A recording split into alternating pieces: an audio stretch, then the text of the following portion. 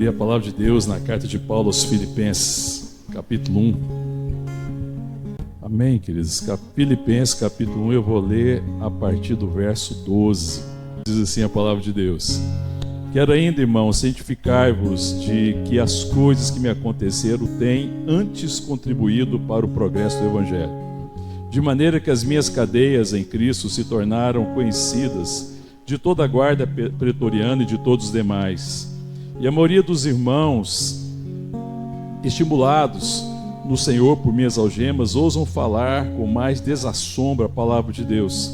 Alguns efetivamente proclamam Cristo por inveja, outros inveja e porfíria. Outros, porém, o fazem de boa vontade. Estes por amor, sabendo que estou incumbido da defesa do Evangelho. Aqueles, contudo, pregam a Cristo por discórdia, insinceramente, julgando suscitar tribulação às minhas cadeias. Todavia, que importa? Uma vez que Cristo de qualquer modo está sendo pregado, quer por pretexto, quer por verdade, também com isso me regozijo. Sim, sempre me regozijarei, porque estou certo de que isto mesmo, pela vossa súplica e pela provisão do Espírito de Jesus Cristo, me redundará em libertação, segundo a minha ardente expectativa e esperança de que em nada serei envergonhado. Antes, com toda ousadia, como sempre, também agora será Cristo engrandecido no meu corpo, quer pela vida, quer pela morte. Porquanto, para mim, o viver é Cristo e o morrer é lucro. Entretanto, se o viver na carne traz fruto para o meu trabalho, já não sei o que hei de escolher. Ora, de um e outro lado, estou constrangido, tendo desejo de partir e estar com Cristo, que é incomparavelmente melhor. Mas por vossa causa é mais necessário permanecer na carne. E convencido disso, estou certo de que ficarei e permanecerei com todos vós, para o vosso progresso e gozo de fé, a fim de que aumente quanto a mim o motivo de vos gloriais em Cristo Jesus, pela minha presença de novo convosco. Vamos orar. Te agradecemos, ó Deus, te louvamos, ó Pai, por tua bênção, por tua graça, tudo aquilo que o Senhor tem ministrado ao nosso coração, ó Deus, por estarmos aqui, ó Deus, atraídos pelo Senhor, para oferecer o culto que é devido ao teu nome, ó Deus, mas também para, ó Deus, ouvir a tua palavra, receber a palavra do Senhor ao nosso coração. E nós te pedimos, Senhor, em nome de Jesus, pelo Espírito do Senhor, vem falar ao nosso coração, vem nos edificar, vem nos fortalecer, vem fazer a tua vontade em nós, Pai. É a oração que fazemos agradecidos em o nome de Jesus.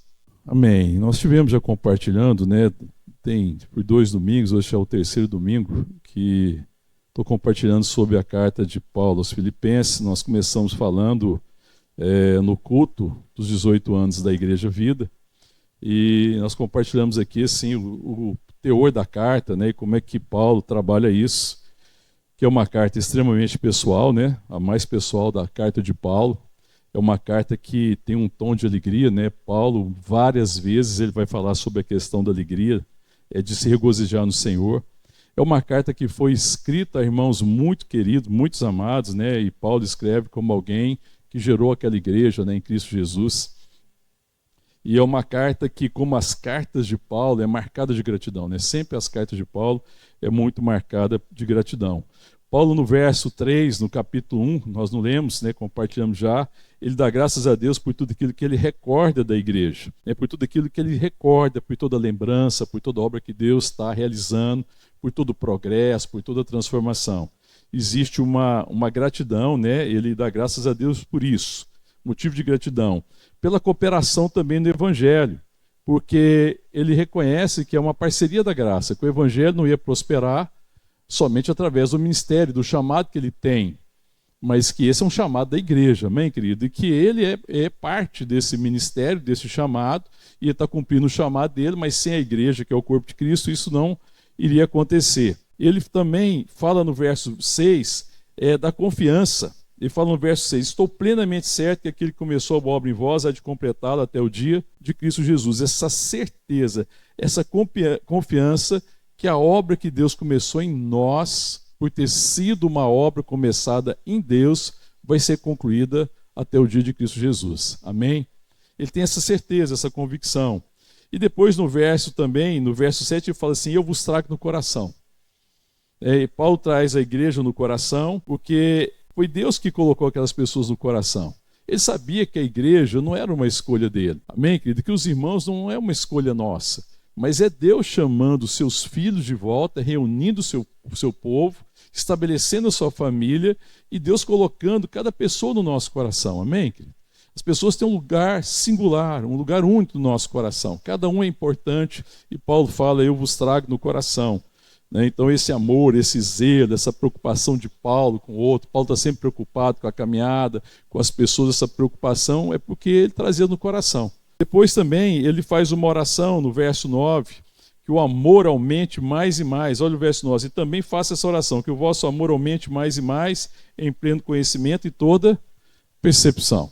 E é claro que Paulo, sabendo sendo grato a Deus pelo que ele conhecia, porque ele tinha visto da igreja, ele sabe que a igreja tinha que continuar crescendo, a maturidade, ela não tinha atingido a maturidade ainda, claro, muitas pessoas já mais maduras, outros chegando, a igreja crescendo, caminhando, ela precisava crescer no conhecimento e na graça de Deus, então ele ora para que esse amor aumente mais e mais em toda percepção. Nós compartilhamos sobre isso. E o verso 11, ele fala também, para que vocês sejam cheios do fruto de justiça, o qual é mediante Jesus Cristo, para a glória de Deus, para a glória e louvor de Deus.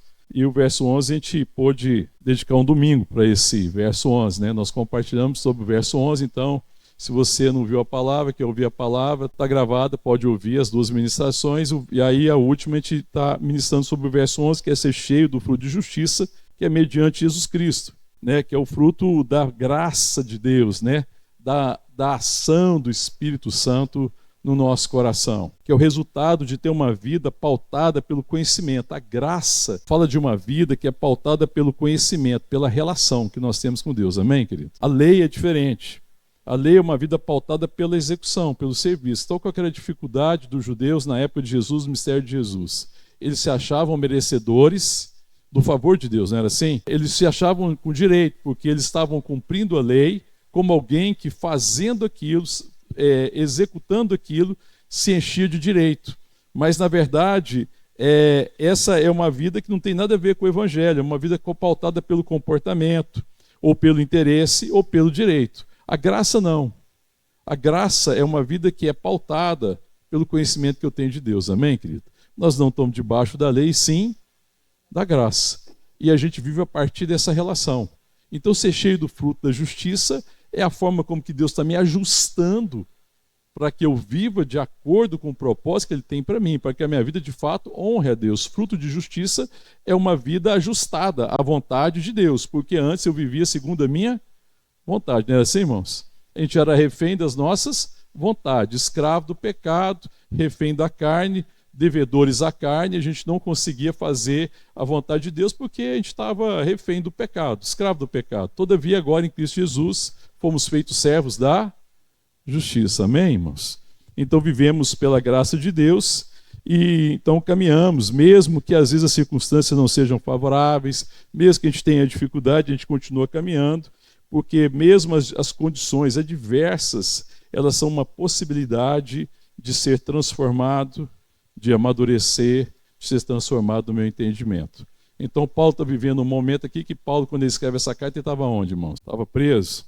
Amém? Todos concordam? Paulo estava preso ou não? Uma situação difícil, né? Paulo está preso, provavelmente em Roma, mas Paulo não perde a alegria, Paulo não esquece do propósito, Paulo quer honrar a Deus, Paulo continua caminhando. Então Paulo não tem foco no problema, eu compartilhei isso.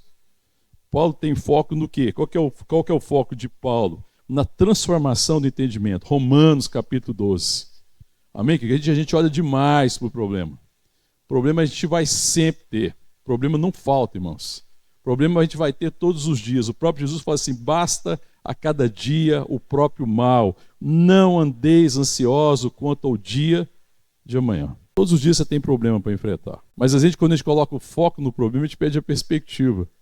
A gente tem que colocar foco naquilo que Deus quer fazer na minha vida, porque eu tenho compartilhado muito, irmãos, às vezes a gente não está diante de um problema, não é para resolver o problema, mas é para representar Cristo. Lembre-se, diante de todos os problemas, quem você representa. Todas as circunstâncias desfavoráveis, às vezes, seja favorável ou não, eu tenho que me lembrar que eu represento Cristo, amém, irmão? Nós somos criados para ser uma imagem da sua semelhança. Então os problemas não são impedimento. Aliás, Deus não prometeu uma vida sem problema. Prometeu, irmãos? Fala, no mundo tereis aflições, mas tenha de bom ânimo, eu venci o mundo. Nós vamos vencer essas coisas. E os problemas que nós não conseguimos resolver, irmãos, vão passar, eles vão ficar. Agora, importa é ser transformado, importa é crescer a imagem e a semelhança de Cristo. Nós demos um exemplo de Paulo, que Paulo, tendo o espinho na carne, tendo orado 3 vezes, Deus não removeu o espinho da carne. Qual que é a resposta de Deus para Paulo, diante do espinho da carne? Uma frase, qual que foi a frase? A minha graça te basta. A graça é suficiente. Tanto que Paulo, ele tranquiliza. Deus não resolveu o problema do Paulo. Qual que era o problema do Paulo? O espinho da carne. Mas Deus curou o coração de Paulo. Então não importa ter problemas às vezes resolvidos. Tem muitos problemas que a gente vai ter dificuldade às vezes para resolver.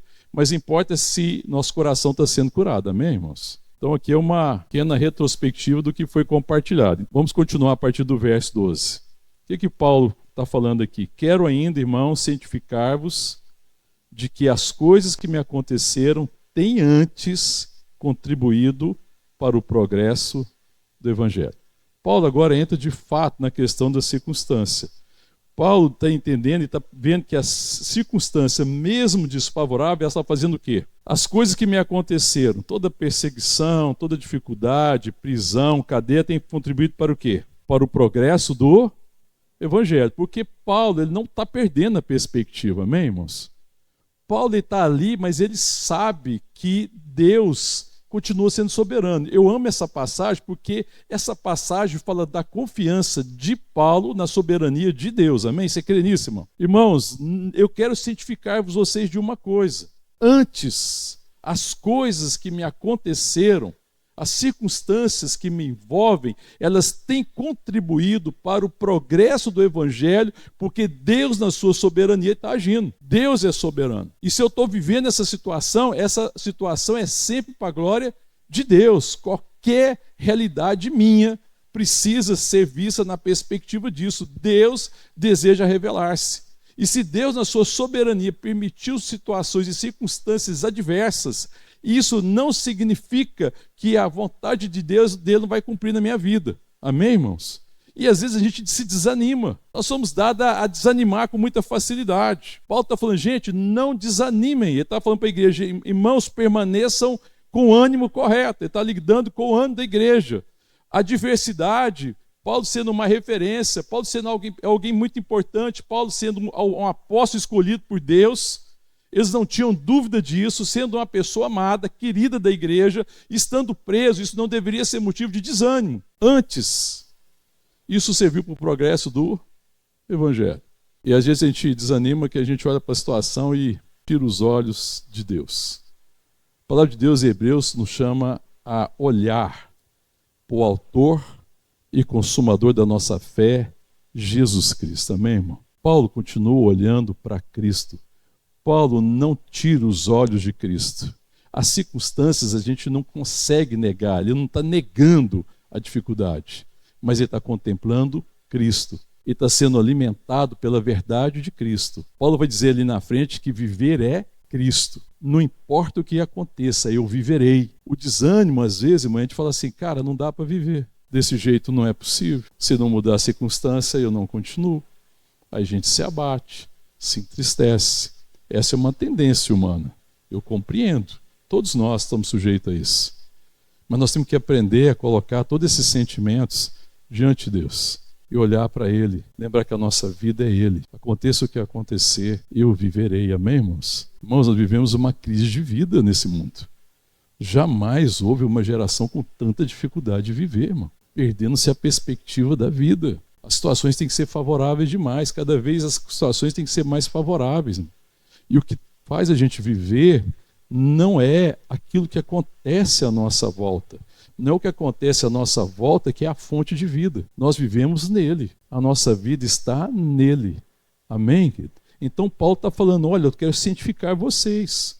Por que Paulo está falando isso? Porque certamente muitas pessoas já estavam abatidas com a situação. Olha, eu quero dizer uma coisa para vocês, escutem o que eu estou falando. As coisas que têm me acontecido têm antes contribuído para o progresso do Evangelho. Olha o verso 13. E vai colocar 2 coisas que aconteceram em função disso. Qual que é as 2 coisas que acontecem? 13. De maneira que as minhas cadeias em Cristo. Paulo está aprisionado por uma algema ou Paulo está aprisionado em Cristo? É incrível, né? Porque ele está falando assim, as minhas cadeias em Cristo. Então, as algemas que prendiam Paulo a uma prisão não era o que impedia de Paulo de revelar que ele estava algemado, não era a uma prisão, a um calabouço, a alguma cadeia. Ele estava preso a Cristo. Então ele fala, olha, eu quero que vocês saibam que o que me aconteceu tem contribuído para o Evangelho, de maneira que as minhas cadeias em Cristo se tornaram conhecidas de toda a guarda pretoriana e de todos os demais. O quartel-general, a guarda pretoriana aqui é a guarda do imperador. Se é que eles estavam realmente, se Paulo estava em Roma. Se ele estava em Roma, então é a guarda do imperador.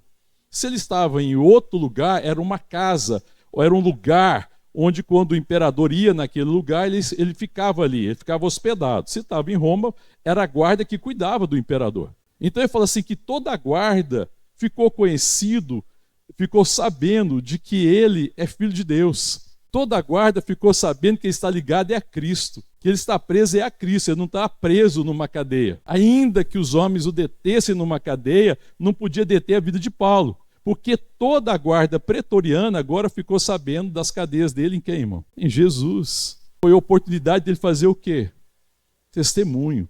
Então, primeira coisa, as minhas cadeias, a situação que eu estou vivendo, foi a oportunidade de testemunhar que, no fundo, o que me prende não é uma prisão. O que me prende é o amor de Deus. Eu estou crucificado com Cristo. Eu estou nele. Eu pude testemunhar. E ele testemunha todo o quartel-general que estava ali. E pelas informações, é muita gente. Não só os que eram guarda, mas todos aqueles que estavam próximos e que tinham notícia de Paulo em Roma. Muitas pessoas em Roma, irmão, tiveram notícia do Evangelho, porque ele estava detido por causa da circunstância. Mas a notícia que eles tiveram é que mesmo numa cadeia, o que prendia o coração de Paulo era o amor de Deus. Amém, querido? Ele tinha sido conquistado por Deus. Sabe o que Paulo estava falando? Eu pertenço a ele. Eles ficaram sabendo que, ainda que as pessoas me detenham, que elas me prendam, eu nunca pertenço a uma circunstância, eu não pertenço a uma situação ruim, eu não pertenço a uma condição inadequada, eu pertenço a Cristo, amém, irmão? Eles ficaram sabendo da minha cadeia, eu pertenço a Cristo. Ainda que eles me detenham, eu não pertenço a um carcereiro, eu não pertenço a uma algema não me detém. Eu pertenço a Cristo, meu coração é dele, eu me entreguei a ele, ele é o meu Salvador, ele é o meu príncipe, ele é o meu Senhor, eu pertenço a Cristo, amém? Aleluia, irmão. Então, primeiro benefício do progresso do Evangelho, primeira consequência para que o Evangelho progressisse é o testemunho de Paulo, eu pertenço a Cristo. Eles ficaram conhecendo a obra que Cristo tinha realizado na vida dele, amém? E aí no verso 14 a gente vai ver o segundo motivo do progresso do Evangelho, a experiência que essa experiência produziu o progresso do Evangelho. Primeiro, eu pertenço a Cristo. Ele testemunhou o amor de Deus, a vida de Deus, a transformação, a salvação, a redenção. Segunda coisa, verso 14, a maioria dos irmãos estimulados no Senhor por minhas algemas, agora sim, pelas algemas que o prendiam naquela prisão, ousam falar com mais desassombro a palavra de Deus. Incrível, né, irmão? Na história da igreja, quando a gente estuda a história da igreja ao longo desses séculos, muitas vezes são exatamente situações desfavoráveis que movem a igreja. A gente tem uma tendência de acomodar, né? Sim ou não, irmão? Tem ou não tem? A gente gosta de dar uma escorada, não dá, irmão? É bom, né? A gente não pode ver um lugar que a gente escora. A gente gosta de uma situação confortável. Não que ela não seja boa, às vezes é muito bom dar aquela escorada, né? Mas na caminhada da igreja, no ministério, querido, isso é ruim. A igreja não pode se acomodar, porque nós estamos diante de um mundo perdido. Nós somos igreja no mundo, sal da terra, luz do mundo, no mundo em trevas. A missão da igreja é urgente, ela é para agora, não é para amanhã. Nós somos chamados nessa geração e temos um propósito dessa geração. Então, a cadeia dele, no sentido de que ele estava algemado, você, então eles prenderam Paulo. Isso fez com que a igreja fosse, então, se ele não pode pregar, nós podemos pregar. Eles detiveram mas nós somos quantos? Nós somos 1000, nós somos milhares, e nós podemos levar o evangelho. É como se um pastor, às vezes, da igreja, fosse preso, e aí a igreja não pode pregar mais. Aí eles pregavam mais ainda, amém, irmãos? Aleluia, irmão? Irmão, a gente corre o risco de ver brevemente pastores sendo presos, porque nós estamos vivendo uma época tão estranha, tão louca, que se pervertendo tantos valores, com pautas tão estranhas na sociedade, que daqui a pouco pregar a verdade, o evangelho, vai ser motivo de cadeia. E aí, o que vai acontecer? A igreja não prega o evangelho? Se pastores, pregadores, profetas, mestres tiverem detido, a igreja vai continuar pregando, porque o chamado é da igreja, amém, irmãos? O ministério é da igreja. O ministério de testemunhar a Cristo é o ministério da igreja. Então ele fala, olha, tudo isso que me aconteceu serviu para o progresso do evangelho. Primeiro, meu testemunho foi conhecido. Segunda coisa, a igreja foi estimulada. Então a igreja, de vez de permanecer no desânimo, isso estimulou a igreja, amém, irmão? Quando você vê situações difíceis, quando você vê dificuldades, isso te estimula ou não? Às vezes a gente é assim, né? A gente olha para situações e aí é difícil.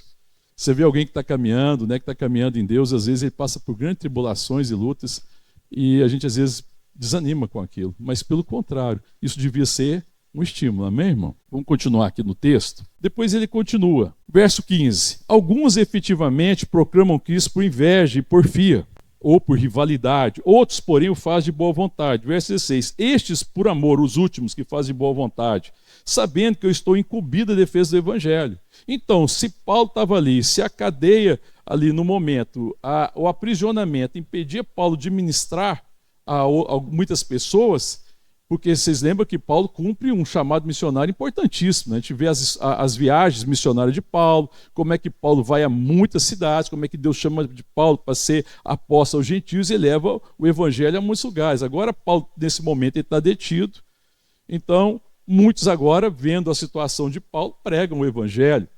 O evangelho precisa ser pregado, amém, irmãos?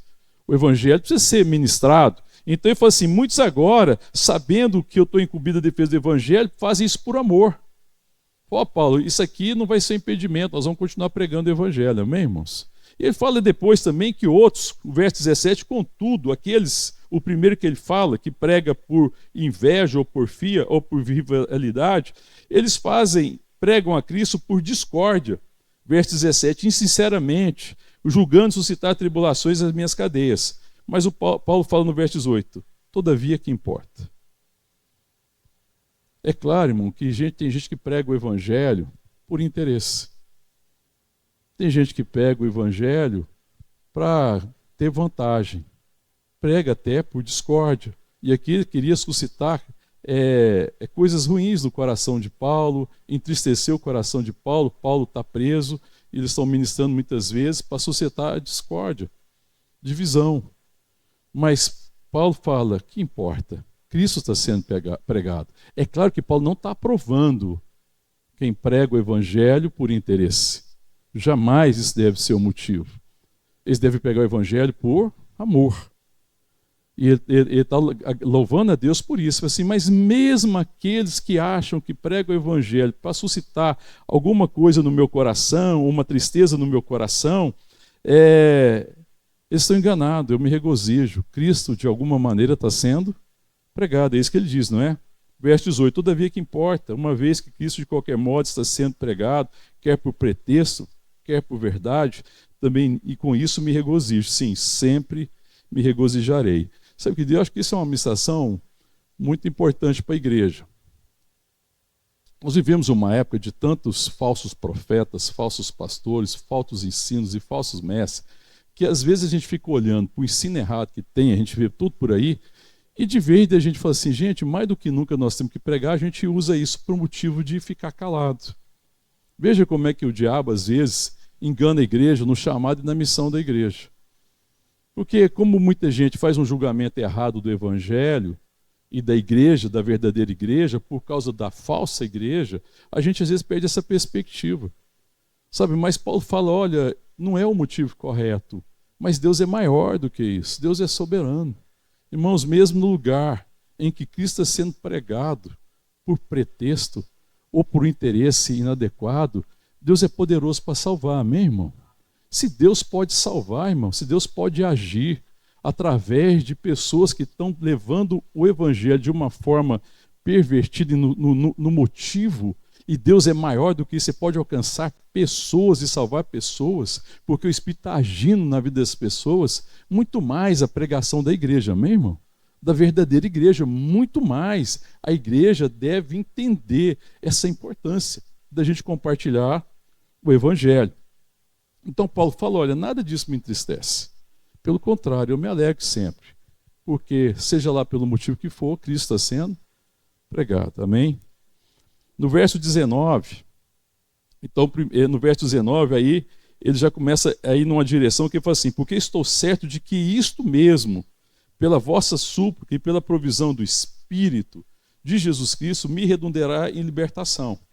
E ele fala ainda no verso 20, segundo a minha ardente expectativa e esperança de que em nada serei envergonhado, antes, com toda a ousadia, como sempre, e também agora, será Cristo engrandecido no meu corpo, quer pela vida, quer pela morte. Você vê? Então, querido, olha o que está no coração de Paulo.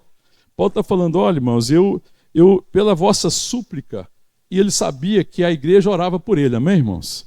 Aleluia, irmão? Amém? Nós precisamos orar um pelos outros na missão do Evangelho. Nós temos aqui, às vezes, temos o hábito de estar aqui nos domingos, a gente parar um tempo e orar em favor das pessoas. Mas eu sempre lembro, quando eu tenho a oportunidade de estar aqui, de lembrar que nós precisamos orar, acima de tudo, uns pelos outros, para que a gente cumpra o chamado e a missão que nós temos de testemunhar Cristo. Amém, irmãos? Porque eu devo orar para que o perdido tenha a revelação de Cristo, para que ele se renda, que ele se arrependa. Mas, irmão, e se a igreja não cumprir o seu papel? A gente às vezes tem uma forma supersticiosa, a gente acha que evangelizar muitas vezes é apenas orar pelo perdido e achar que ele automaticamente ele caminha. Não, irmão, alguém tem que compartilhar o evangelho. A gente compartilha o evangelho de duas formas principalmente. Uma das formas é o quê? A palavra, amém, irmão? A fé vem pelo ouvir e ouvir pela palavra de Cristo. Mas é só assim, irmão?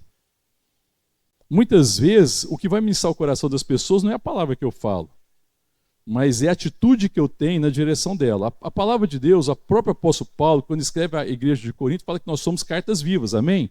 Que nós somos carta de Cristo. Então, às vezes a forma que Deus vai chegar a alguém é através exatamente de mim, da forma amorosa, cuidadosa e abençoadora que eu tenho na vida do outro.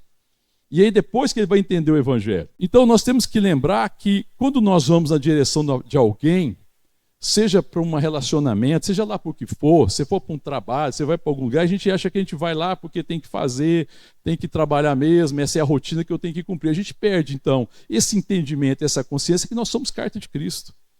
E que Deus quer revelar-se àquela pessoa. Irmão, uma carta tem que ter alguns requisitos, não tem? A gente não faz muito mais carta hoje, né? Hoje a gente resolve tudo pela WhatsApp, e-mail e outros meios. Mas quando você pensa na perspectiva de uma carta, quando você tem uma carta, a carta tem o quê? Primeira coisa, um conteúdo, amém? Ela tem uma mensagem, amém? Então nós temos que ter essa mensagem no nosso coração. Qual que é a mensagem que Deus quer compartilhar através de nós? A gente orar, irmão, para Deus salvar a nossa casa e nunca ter uma mensagem no coração, é superstição. É um entendimento extremamente raso do Evangelho. A gente deve ter sempre uma mensagem no coração. Responda para você, você tem uma mensagem no coração? Está preparado para levar uma mensagem? Mas a gente não está preparado. A gente está olhando tantas circunstâncias, irmão, que a gente não parou para ouvir de Deus aquilo que Deus quer encher o nosso coração. A mensagem que eu tenho para levar para qualquer pessoa é aquilo que Deus quer encher primeiro o meu coração. Eu preciso ter comunhão com Ele, é preciso parar, é preciso ouvir a palavra de Deus, é preciso se deter. Sabe, de voltar a isso, a não andar só pelo que eu vejo, mas andar por aquilo que eu ouço, voltar a essa comunhão, essa essência da comunhão. Então, a primeira requisito de uma carta é a mensagem. A segunda coisa, na carta tem que ter o que lá? Quando você manda uma carta, você põe lá, você coloca destinatário, não é, irmão? Para quem que essa carta está sendo enviada? E aí você coloca também, o que tem que ter do outro lado lá? Remetente. Então você tem um destinatário, você tem um remetente e tem uma mensagem. Ora, o destinatário é as pessoas que Deus está escolhendo para que a gente compartilhe o Evangelho. O remetente é o próprio Deus. Amém? Nós somos o meio. Porque quem tem uma mensagem é Deus. Mas Deus confia a mim, a você, a mensagem. Então, quando o apóstolo Paulo está falando disso daqui, da questão de alcançar, de chegar, de alcançar as pessoas, de Cristo ser engrandecido, de nós cumprirmos o chamado, ele está lembrando disso.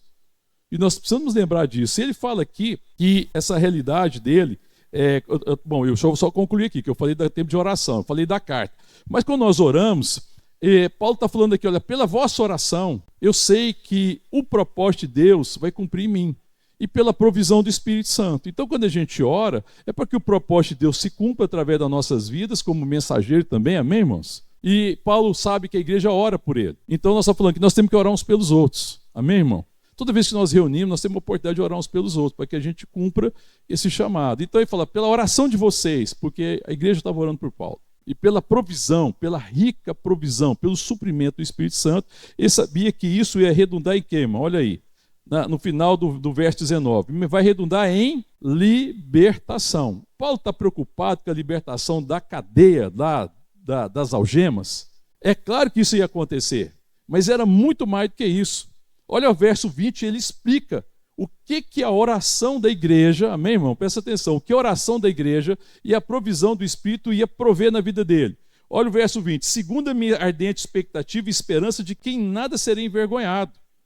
Antes, com toda a ousadia, e como sempre, e também agora. O que vai acontecer? Cristo será engrandecido. Ele vai continuar livre para engrandecer Cristo.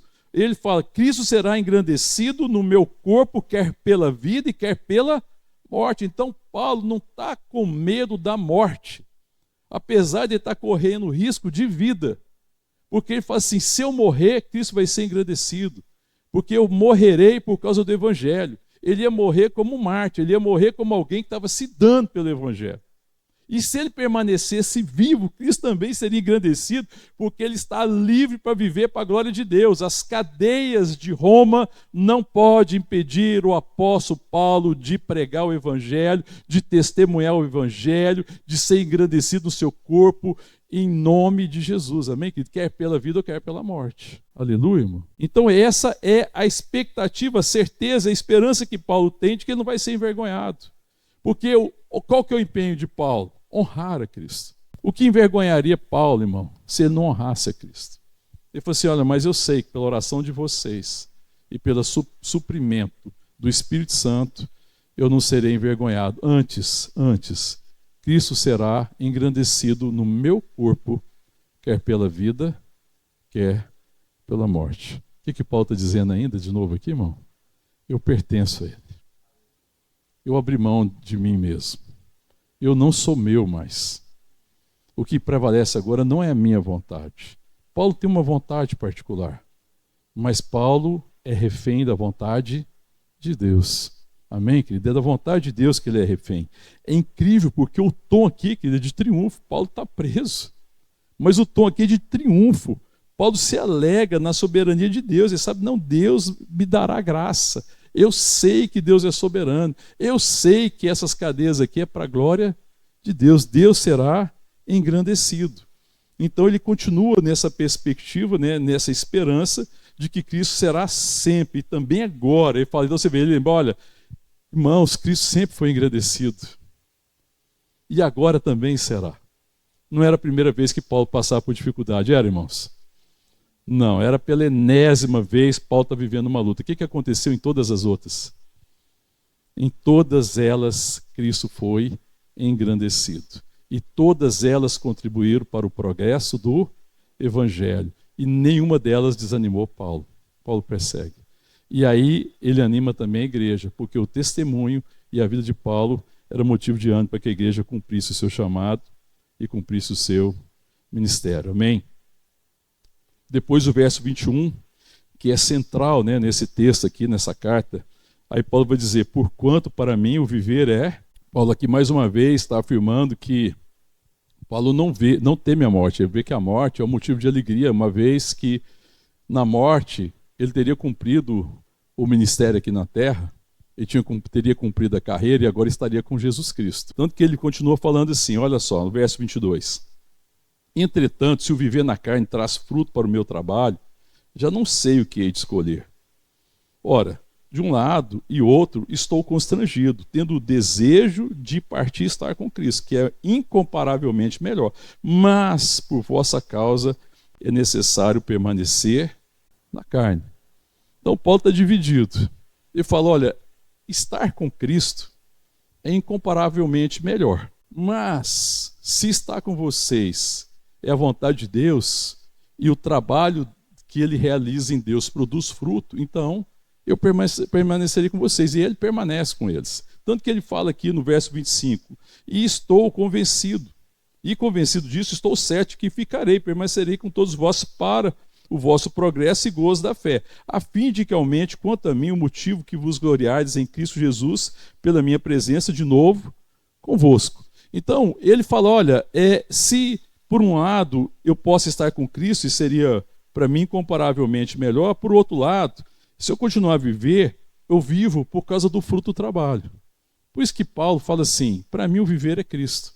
Então Paulo não trabalha para receber benefício. Paulo trabalha por causa do fruto. Essa é a realidade da graça nos filhos de Deus. Os filhos de Deus, irmão, não trabalham pelo salário. Eu não trabalho para Deus me remunerar. Porque eu já fui tão abençoado e completamente abençoado por Deus, que eu trabalho para o fruto do trabalho de Deus em mim. E aí, Paulo já tinha falado que eles deveriam ser o quê, irmão? No verso 11. Que eles deveriam também, ele ora para que aumente o amor mais e mais, no pleno conhecimento da percepção, verso 9, verso 10, para provar as coisas excelentes e sede sinceros e culpar para o dia de Cristo. E o verso 11, cheios do quê? Do fruto de justiça, o qual é mediante Cristo para a glória e louvor de Deus. Então, Paulo ele fala, olha, se eu permanecer aqui, só tem um motivo para permanecer, para que Deus trabalhando em mim e eu trabalhando nele, juntamente com ele, produza o fruto da justiça. Então, Paulo não trabalha por um salário, Paulo não trabalha por uma remuneração. Ele não está colocando Deus em dívida com ele. Ele fala assim, não, eu trabalhei, eu preciso receber, eu trabalhei, eu tenho que ser abençoado, eu trabalhei, eu tenho que ter melhores condições, eu trabalhei, eu tenho que ter isso, aquilo. Que é uma doutrina terrível, demoníaca, de demônios, que é pregada, né, em todo lugar do mundo, aqui no Brasil principalmente, que é essa teologia, né, da prosperidade, em que você faz alguma coisa para receber de Deus. Então eu tenho que fazer uma campanha, eu tenho que cumprir uma promessa, eu tenho que fazer alguma coisa para Deus me abençoar. Eu sempre tenho falado que essa é a proposta do diabo. Quem faz essa proposta é Satanás. Que Satanás fala para Jesus, se prostrado me adorares, eu te darei a glória do mundo. Essa proposta é do inferno. Mas nós não trabalhamos para receber salário, irmão. Nós já fomos assalariados, nós já fomos abençoados, nós já fomos galardoados. Nós estamos nele, ele é a nossa porção. Irmão, se você está trabalhando para receber alguma coisa, então você está dizendo que Cristo não é a sua porção. E Paulo está dizendo, o viver para mim é Cristo, Cristo é a minha porção, ele é a minha satisfação. Então eu não trabalho para receber mais alguma coisa. Eu não estou atrás dos afetos que esse mundo pode me oferecer. Ainda que eu possa desfrutar disso, isso não é a minha porção. Se eu tiver bem, se eu não tiver, amém. Isso não muda a minha realidade, porque a minha satisfação é Cristo. Então, se eu permanecer aqui, eu quero permanecer por causa do fruto. Eu não quero permanecer aqui para ter mais tempo de vida. Simplesmente, assim, porque se viver não for Cristo, se viver não for para que Cristo seja conhecido, se eu viver não seja para que eu testemunhe Cristo e a vida de Deus em mim, então é melhor ir. Por que eu vou ficar? E por que ele está falando isso, irmão? É porque ele não espera nada desse mundo. Ele não espera nada que esse mundo possa oferecer. Paulo sabe que é peregrino no mundo. Ele sabe que ele está no mundo, tem coisas boas no mundo, a gente pode desfrutar dessas coisas, mas não espera disso, porque essa não é a recompensa, essa não é a herança dele. Ele é peregrino, ele está numa terra estrangeira. A pátria dele é os céus, a pátria celestial. É por isso que ele fala isso, amém, querido? Porquanto, para mim, o viver é Cristo, e o morrer é lucro. Eu não trabalho pelo salário, eu trabalho pelo fruto. Se a vontade de Deus é que permaneça para que o fruto seja conhecido, o fruto da justiça, Deus em mim, então que eu permaneça entre eles. E ele entendia que ele ia permanecer ainda para que a igreja fosse abençoada pelo fruto da presença do Espírito Santo na vida de Paulo, e isso ajudasse a igreja a crescer, a amadurecer, cumprir seu propósito, cumprir seu chamado e ser uma igreja que honra Cristo. Amém, irmãos? Aleluia. É isso que ele está falando. Então, por isso que Paulo não tem medo da morte. Ele não teme a morte. Ele deseja manifestar o fruto da justiça. Cristo em mim, a esperança da glória. É o que ele também vai escrever. A esperança da glória é Cristo em mim. Eu desejo crescer no conhecimento dele. Não é isso que ele diz? Olha o capítulo 3, aí mesmo em Filipenses. Avança um pouquinho aí, por favor, verso 12 do capítulo 3. Não que eu tenha já recebido ou tenha já obtido a perfeição, mas prossigo para conquistar aquilo para o que também fui conquistado por Cristo. Irmãos, quanto a mim, não julgo havê-lo alcançado, mas uma coisa faço, esquecendo-me das coisas que para trás ficam e avançando para as que diante de mim estão, prossigo para o alvo, para o prêmio da soberana vocação de Deus em Cristo Jesus. Pois que somos perfeitos ou maduros, que ele não fala perfeito aqui, não é na perspectiva de gente que não erra, porque nós estamos ainda nesse corpo e pecamos ainda, infelizmente, mas na perspectiva de quem é maduro. Todos nós, a leitura seria assim, todos, pois que somos maduros, tenhamos esse sentimento. E se porventura pensais de outro modo, também isso Deus vos esclarecerá. Todavia, olha o verso 16, andemos de acordo com aquilo que já alcancemos. Então, andem de acordo com a revelação que vocês já têm de Jesus Cristo. Ele falou, eu não alcancei ainda todas as coisas. Eu não alcancei a perfeição no sentido que eu não alcancei tudo que Deus tem preparado, tudo que Deus tem me ensinado, tudo que Deus quer que eu aprove, que eu experimente. Eu não passei, irmão, mas uma coisa faço. Deixando as coisas que para trás estão, prossigo para o alvo, para o prêmio da soberana vocação que eu tenho em Jesus Cristo. Quero a soberana vocação de ser a imagem e a semelhança de Cristo, amém, querido? De viver para Cristo. Então, para ele falar assim, o viver é Cristo. Se a vida não me faz mais semelhante a Cristo, não tem sentido viver. Se a vida de Deus em mim e essa minha existência aqui não é para que o fruto de Deus em mim seja conhecido, não tem sentido. Porque para mim o viver é Cristo. Se for para viver, é para que o trabalho de Deus em mim seja conhecido pelo fruto do Espírito Santo. Caso contrário, irmão, para que eu vou permanecer? É melhor ir. E fala que é incomparavelmente melhor. Alguém está com pressa de ir, irmãos? Ninguém, né, irmão? Até hoje eu não encontrei. Ninguém com pressa de ir. Mas é porque você não está pronto ainda, né, irmão? É porque ainda tem que produzir mais fruto. Fala a verdade. Sério? Por que você não quer ir? Eu falo assim, não, eu entendo que a minha presença aqui na terra é para que o fruto de Cristo em mim seja conhecido no meio da igreja e no meio da sociedade. Amém, irmão? Porque fora disso não tem sentido. É maravilhosa a vida, a gente comemora a existência. Mas o que é mais importante não é vida longa. O que é mais importante é uma vida frutífera. O que importa nesse eu vivi muitos anos. O que importa é o fruto de Cristo em mim. Porque é isso que vai permanecer. É por isso que Paulo fala, se eu viver, não é para que eu viva mais tempo, eu não estou tão preocupado assim em ter uma vida longa. Paulo ele não estava tão preocupado com isso. Mas que eu viva para a glória de Deus. Por isso que ele falou que para mim o viver é Cristo. E o morrer é lucro. E aí a gente volta lá no começo e a gente pode fazer a pergunta em cima dessa afirmação de Paulo, o viver é Cristo. A minha pergunta é, a quem você pertence? Paulo só pode afirmar que o viver é Cristo porque ele pertencia a Cristo. Porque ele entregou tudo o que ele é, tudo o que ele tem. Ele entregou a Cristo. Cristo é a porção. Davi também falou, o Senhor é a minha porção. O Senhor é a minha herança. É por isso que Davi também escreve, o Senhor é meu pastor e eu não terei falta de nada, na verdade eu estou satisfeito, porque Ele é minha satisfação. Aconteça o que acontecer, o Senhor é minha porção. As coisas desse mundo não me atraem tanto assim mais. Ainda que seja legítimo e eu possa desfrutar das coisas que esse mundo pode me oferecer, mas a minha porção não está no mundo. A minha porção é o Senhor. O Senhor é minha porção. Eu entreguei tudo que eu sou, eu entreguei tudo que eu tenho, eu não pertenço a mim mesmo. Então, quando eu lido com as questões da vida, já não posso falar o que é meu, porque quando eu falo do que é meu, estou falando do meu direito. Mas eu preciso me lembrar que eu sou dele. E a minha pergunta tem que ser sempre, Senhor, qual que é a tua vontade? Amém, querido? Porque, Senhor, eu não me pertenço mais. A nossa dificuldade é que a gente se pertence às vezes, né, irmão? Em muitas áreas, a gente quer fazer do nosso jeito, da nossa forma, no nosso tempo, no nosso método. E a gente às vezes não desfruta da bênção e da graça de Deus porque a gente ainda reteve uma porção.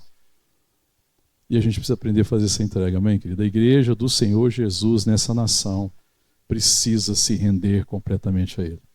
Nós temos que nos entregar a Cristo sem ressalvas. Porque quando a gente não se entrega a Ele completamente, a gente não pode desfrutar de vida verdadeira. O que Paulo está dizendo aqui nesse trecho que nós compartilhamos é que a vida encontra toda a sua coerência e significado em Cristo. Fora de Cristo a vida não tem coerência. Fora de Cristo a vida não tem significado. Essa é a crise do mundo, o sentido da existência. Por que nós existimos? E a gente só encontra a resposta disso em Cristo, amém, irmão? Se a gente não entregar a nossa vida a Ele, a gente vai ficar lutando para encontrar significado e coerência para a nossa vida. Mas se nós nos entregarmos a Ele, nós vamos desfrutar de vida verdadeira. Por isso que ele fala, para mim o viver é Cristo. Porque fora de Cristo eu sei que eu não vivo. Fora de Cristo é existência. Fora de Cristo não é vida. Como é que tem sido a sua experiência? Quem é a sua porção completa? Sabe, quando eu falo assim de entregar a nossa vida, irmão, é entregar também todos os nossos direitos. O apóstolo Paulo era um homem que não tinha direitos. Ele não está reivindicando o direito, Senhor, eu tenho o direito de não passar por prisão. Senhor, como seu apóstolo, trabalhando tanto que eu trabalhei, eu tenho o direito de não ser açoitado. Senhor, vivendo como eu vivo para o Senhor, dedicando ao Evangelho, eu tenho o direito de não ser perseguido. Você vê que Paulo não reivindica direito em momento nenhum. Você não vai encontrar isso nas cartas de Paulo. Você não encontra isso. Você encontra duas coisas, rendição e humildade. E mais na frente vai falar do exemplo de humildade que é em Jesus Cristo. Então vamos compartilhar.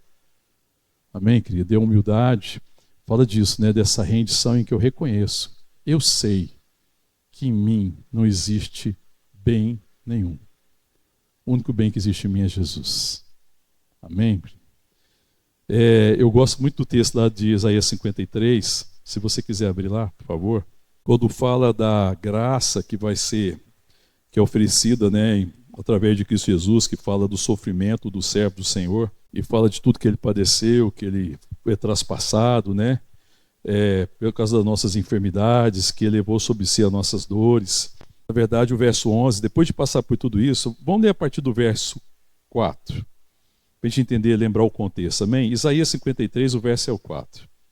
Podemos ler, irmão? Isaías 53, o verso 4, olha o que diz. Certamente ele tomou sobre si as nossas enfermidades, as nossas dores levou sobre si. E nós o reputávamos por aflito, ferido de Deus e oprimido, mas ele foi traspassado pelas nossas transgressões e moído pelas nossas iniquidades. O castigo que nos traz a paz estava sobre ele, e pelas suas pisaduras fomos sarados. Todos nós andávamos desgarrados como ovelhas, cada um se desviava pelo caminho, mas o Senhor fez cair sobre ele a iniquidade de nós todos. Ele foi oprimido e humilhado, mas não abriu a boca.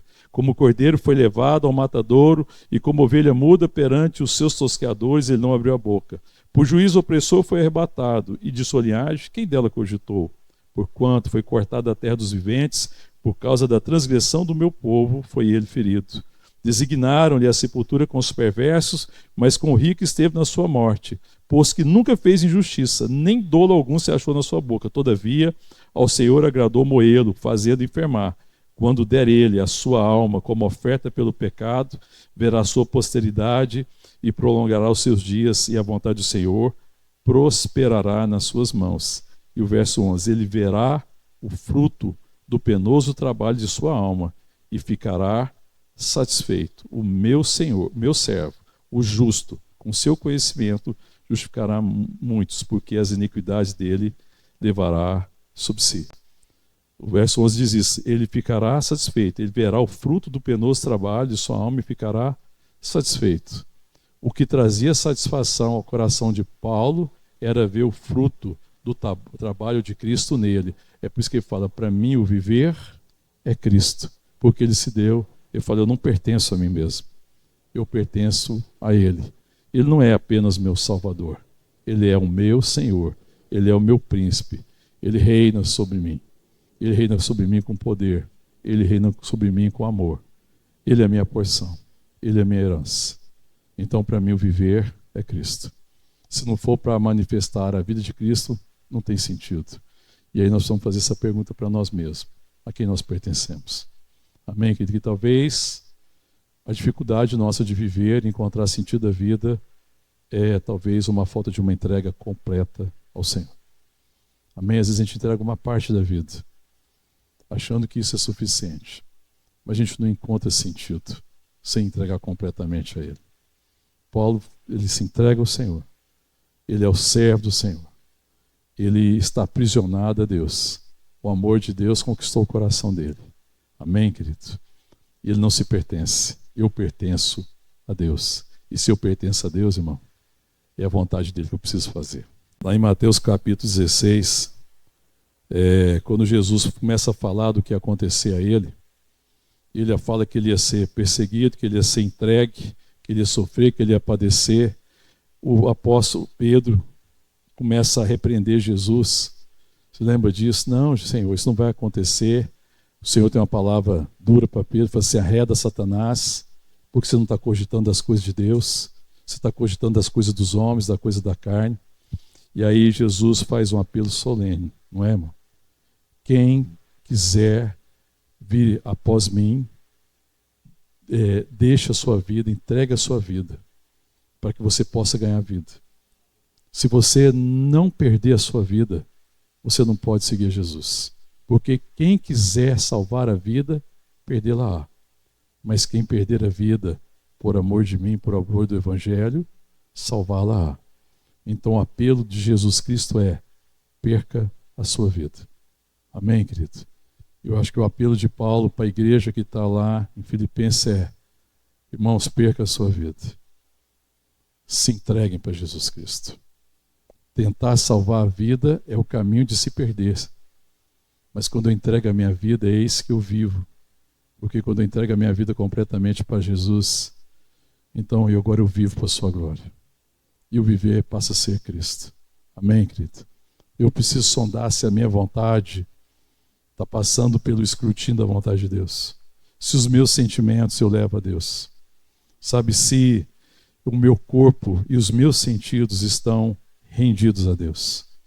Ele é o meu Senhor, Ele é o meu Salvador.